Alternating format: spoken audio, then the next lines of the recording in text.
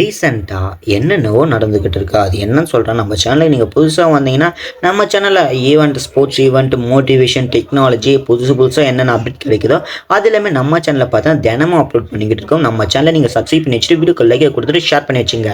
Bill பட்டனை all பண்ணி வச்சுங்க. அப்போ தான் நம்ம போடக்கூடிய வீடியோஸ் உங்களுக்கு நோட்டிஃபிகேஷனாக பார்த்தா வந்துக்கிட்டே இருக்கும். மறக்காமல் பண்ணுவீங்கன்னு நினைக்கிறேன். சரி, மறக்காமல் இந்த வீடியோக்கு ஒரே ஒரு லைக்கை மட்டும் கொடுத்துருங்க. அப்போ தான் நமக்கு ஒரு மோட்டிவேட்டாக இருக்கும். ஸோ நம்ம இந்த வீடியோவில் என்ன கண்டென்ட்டை பற்றி தெரிஞ்சுக்க போகிறோம்னு கேட்டிங்கன்னா, அகைன் பார்த்தா பொலிட்டிக்கல் கண்டென்ட்டை பற்றி தான் பேச போகிறோம்.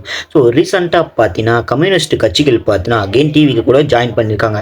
டிஎம்கேவை அவாய்ட் பண்ணிவிட்டு அகைன் பார்த்தீங்கன்னா டிவிக்கு கூட ஜாயின் பண்ணுறதுக்கு என்ன ரீசனாக இருக்குது? இவ்வளோ நாளாக பார்த்தா டிஎம்கே கூட இருந்துட்டு ஸோ இப்போ பார்த்தா டிவிக்கு கூட ஜாயின் பண்ணியிருக்காங்க. அகைன் பார்த்தா இதுக்கு முன்னாடி எம்ஜிஆர் இருந்த காலத்தில் பார்த்தா இந்த மாதிரி ஒரு அரசியலமைப்பு உருவானதாக பார்த்தா பேச்சு ஓடிக்கிட்டு இருந்தது. அகைன் பார்த்தா இப்போ விஜய் வரும்போது இந்த மாதிரி ஒரு இன்சிடென்ட் நடந்துக்கிட்டு இருக்குது. இதை பற்றி நீங்கள் என்ன சொல்கிறீங்கன்னு மறக்காமல் கமெண்ட் சொல்லுங்கள். இன்னொரு பக்கத்தில் என்ன நடந்துக்கிட்டு இருக்குன்னா, நேற்று எடப்பாடியார் அவர்கள் பார்த்தீங்கன்னா ஆளுநரை சந்திச்சதாக பார்த்தா ஒரு பேச்சு நம்ம சேனலே வீடியோ அப்லோட் பண்ணியிருப்போம். பார்க்காம தான் பார்த்துட்டு வாங்க. ஸோ அதுக்கு என்ன சொல்லிட்டாங்கன்னா, இப்போ ரீசெண்டாக நடக்கிற அறிகுறியை பார்க்கும்போது பாஜகவை விட்டு வெளியே வர மாதிரி பார்த்தீங்கன்னா ஏடிஎம்கே இருந்துக்கிட்டு வருதுன்னு பார்த்தா சொல்லியிருக்காங்க. ஸோ இது நான் சொல்லலை, யார் சொல்லியிருக்காங்கன்னா பாஜகவோட மாநில தலைவராக இருந்துக்கிட்டு இருக்க நாகேந்திரன். ஸோ அவங்க பார்த்தீங்கன்னா அப்படியே சொல்லியிருக்காங்க. அதாவது பார்த்தீங்கன்னா எங்ககிட்ட இருந்து ஏடிஎம்கே பார்த்தீங்கன்னா தனியாக பிரிஞ்சு போகிற மாதிரி பார்த்தீங்கன்னா எங்களுக்கு அறிகுறி தெரியுதுன்னு பார்த்தீங்கன்னா சொல்லியிருக்காங்க. ஸோ இதை பற்றி நீங்கள் என்ன சொல்கிறீங்க? உங்களுடைய தாட்ஸ் என்னன்னு மறக்காம கமெண்ட் சொல்லுங்கள். இப்போ டிவிகேவோட கட்சி தலைவர் ஜோசப் விஜய் அவர்கள் முதலமைச்சராக பதவி ஏற்க போகிறாங்களா இல்லையா? இது பயங்கரமான டவுட்டாக இருக்குது. அகெயின் பார்த்தா இப்போ ஈவினிங் ஒரு 5 மணிக்கு மேலே பார்த்தீங்கன்னா அகெயின் பார்த்தா ஆளுநரை சந்தித்து பேச போகிறாங்க. ஸோ இதில் முதலமைச்சராக பதவி ஏற்பாங்களா ஏற்க மாட்டாங்களா என்னென்னு தெரியல. கிட்டத்தட்ட பார்த்தீங்கன்னா இவங்களுக்கு பதவியை கொடுக்க சொல்லி நிறைய பேர் பார்த்தீங்கன்னா ஸோ அவங்களுடைய கண்டனத்தை தெரிவிச்சுக்கிட்டு தான் வராங்க ஆளுநர் மேலே. ஏன்னா கிட்டத்தட்ட பார்த்தீங்கன்னா இந்த மாதிரி இதுக்கு முன்னாடி நடந்திருக்கு கர்நாடகாவில் ஒரு 2018 அப்போது ஒரு இன்சிடென்ட் நடந்திருக்கு. ஸோ எலெக்ஷன் நடந்திருக்கு. அப்போ மட்டும் முதல்வராக ஆக்கினீங்க. ஸோ இப்போ மட்டும் ஏன் பண்ண மாட்டீங்க, விஜய் அவர்களெல்லாம் பண்ண மாட்டீங்கன்னு பார்த்தீங்கன்னா ஒரு பக்கத்தில் கேள்வி எழுப்பியிருக்காங்க.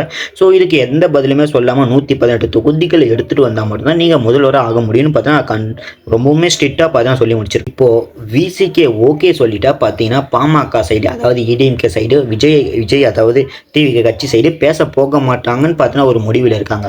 இதுவே விடுதலை சிறுத்தைகளோட கட்சி தலைவராக இருக்கிற திருமாவளவன் அவர்கள் ஸோ அவங்க என்ன சொல்லிட்டாங்கன்னா, அதாவது பார்த்தீங்கன்னா அவங்க நாங்கள் கூட்டணிக்கு வர முடியாதுன்னு சொல்லிட்டாங்கன்னா அவ்வளவுதாங்க. அடுத்து என்னென்னா விஜய் அவர்கள் டைரெக்டாக பார்த்தீங்கன்னா பாமக அதாவது பார்த்தீங்கன்னா அன்புமணி அவங்கக்கிட்ட பார்த்தா டைரெக்டாக பேச ஆரம்பிப்பாங்க.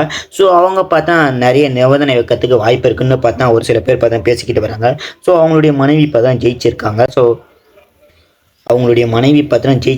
ஸோ அவங்களுடைய தொகுதியில் அதுக்கு என்ன பண்ணுறதுன்னா அவங்களுடைய மனைவிக்கு துணை முதலமைச்சர் பதவி கொடுக்குற மாதிரி பார்த்தோன்னா டாக்ஸ் ஓடிக்கிட்டு இருந்தது. அது என்ன பாசிபிள் ஆகுமா என்னன்னு தெரியல.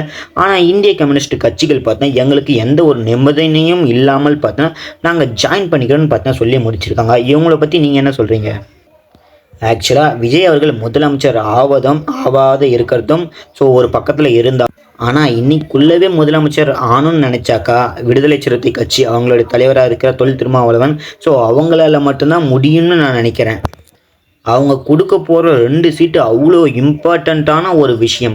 ஏன்னா இதுக்கு முன்னாடி பார்த்தா கம்யூனிஸ்ட் கட்சிகள் அவங்க என்ன சொல்கிறாங்களோ ஸோ அதுக்கேற்ற மாதிரி நாங்களும் பார்த்தா ஆக்ட் பண்ணுவோன்னு சொல்லியிருந்தாங்க இதுக்கு மார்னிங்கில்.